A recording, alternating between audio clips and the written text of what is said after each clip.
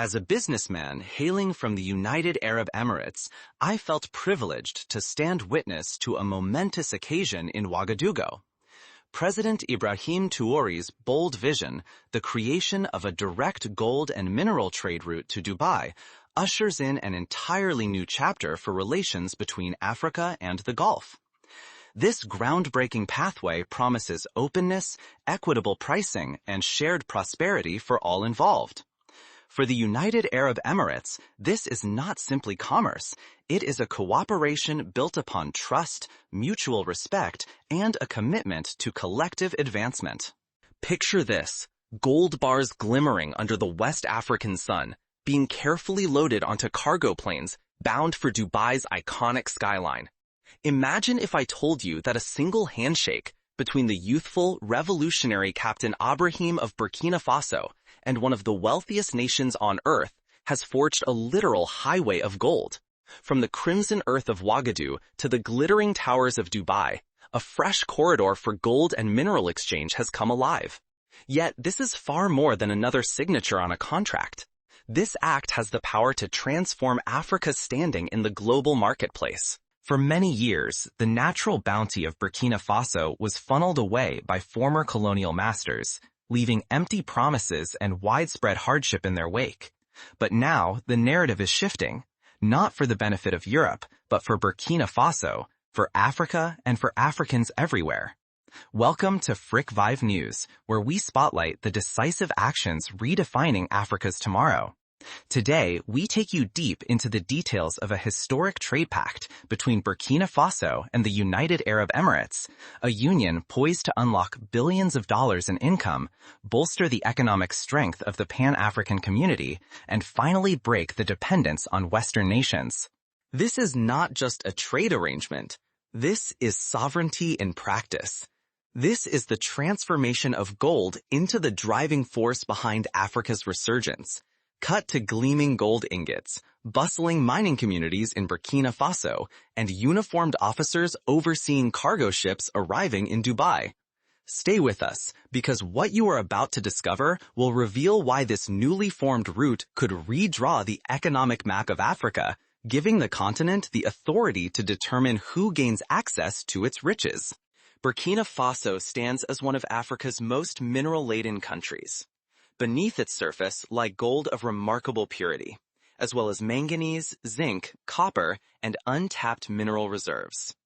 For generations, Burkina Faso has been counted among the leading gold exporters in Africa, yet the ordinary citizen has reaped almost no reward. Historically, 9/10 of the nation's gold exports were shipped to Europe, especially Switzerland and France, where multinationals processed and resold the metal for immense profits. These agreements were cloaked in secrecy, tightly managed by foreign corporations, and sorely lacking in transparency. The outcome? Burkina Faso sent its treasure abroad and received poverty in return. Yet, with Ibrahim's ascent to leadership, that entrenched pattern is being reversed. Why Dubai, you might ask? The United Arab Emirates stands as one of the largest gold trading centers in the world, responsible for nearly 1/5 of all international gold commerce. Its advanced infrastructure, business-friendly tax landscape, and world-class refining facilities make it an ideal counterpart for any country seeking to maximize income. Heard the phrase, "Europe is no longer the sole customer"? By forging a direct trading corridor with Dubai, Burkina Faso is eliminating intermediaries, securing more favorable terms, and tapping into new markets across Asia, the Middle East, and beyond. This route is not only about selling gold, it is about establishing a vital bridge between West Africa and the Gulf, paving the way for technology exchange, cross-border ventures, and even cultural sharing. Initial talks unfolded quietly behind closed doors, as high-ranking representatives from Burkina Faso traveled to Dubai earlier this year, joined by ministers of mining, finance, and commerce. The Emirati hosts, led by authorities from the Dubai Multi-Commodities Center, welcomed them with a clear objective: mutual advantage. According to insider accounts, the Burkinabe delegation insisted on absolute transparency, equitable market rates, and assurances for domestic processing and job creation. Simply put, He was determined not to allow this deal to become just another neo-colonial scheme.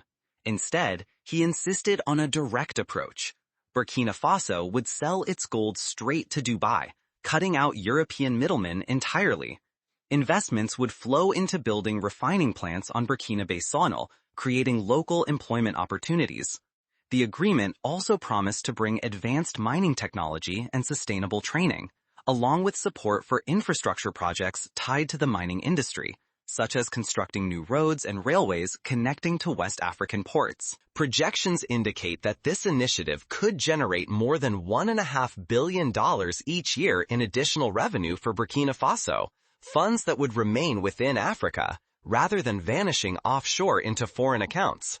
The new corridor would also unlock the export potential of other minerals. Manganese, zinc, and even rare earth elements so crucial for electronics could now be shipped directly to international buyers in both directions.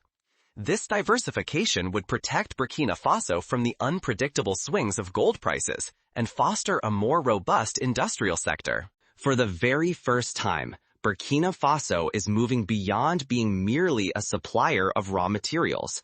The country is stepping into a larger role within the global mineral value chain. This agreement sends an unmistakable message to the old colonial powers. Africa is no longer your private quarry. Burkina Faso has openly rejected exploitative deals, and this partnership is a clear example of African nations choosing their own allies in trade. Western critics may try to cast doubt, raising alarms about governance or human rights.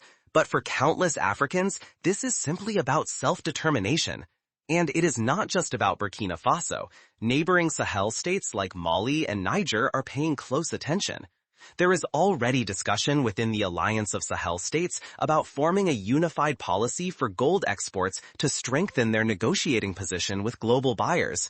Should this succeed, it might ignite a surge of African Gulf trade routes, decreasing reliance on European ports and banking systems. For Dubai, the corridor is also a significant victory. Dubai is striving to guarantee steady supplies of raw materials for its expanding financial and industrial centers. Entering direct partnerships with African countries fits perfectly with its Vision 2031 plan to broaden its economic horizons. Unlike Europe's colonial legacy, Dubai presents itself as a business partner, not a ruler. Whether this balance will last depends on how faithfully Dubai fulfills its promises. Part of the deal is a state-of-the-art logistics chain stretching from Ouagadougou to Gulf ports. Efforts are underway to boost Burkina Faso's links to coastal neighbors, possibly via joint ventures with Ghana and Togo for port access. There is even talk of setting up a dedicated air cargo line for high-value shipments such as gold, sidestepping sluggish sea freight. One miner reflects, "In the past, we dug out the gold, but it left the country and we gained nothing. Now, perhaps our labor will pay for new schools and hospitals at home." An economist adds, "By working with Dubai, we can retain more earnings here and loosen Europe's grip. It is an audacious strategy." Despite its promise, the deal is not without challenges. Security risks loom from armed groups targeting mining sites. Relying too heavily on gold earnings is another concern, making anti-corruption safeguards vital to ensure that the wealth benefits ordinary people. The government has vowed strict oversight, announcing a new national mining revenue authority to handle funds with complete transparency. Symbolically, this corridor marks a dramatic change in African geopolitics. No longer will the fate of African minerals be decided solely in Paris or London.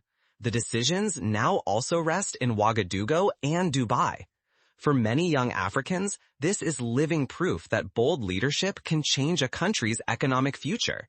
If this corridor succeeds, Burkina Faso could emerge as a hub for regional refining, attract more Gulf investment into African infrastructure, and set an example for other African nations to demand better trade terms. Moves like this have the power to spark an economic renaissance across the continent. From the parched mines of the Seychelles to the soaring skyscrapers of Dubai, a fresh era in African commerce is taking shape. At its very heart stands a visionary young leader determined to safeguard his country's riches from being taken away ever again. This passageway is not merely about steel and stones. It stands for liberty, pride, and the right to manage what rightfully belongs to us. At Frick Vive News, we promise to track every development as it happens, for the destiny of Africa is being crafted in this very moment, one courageous agreement after another.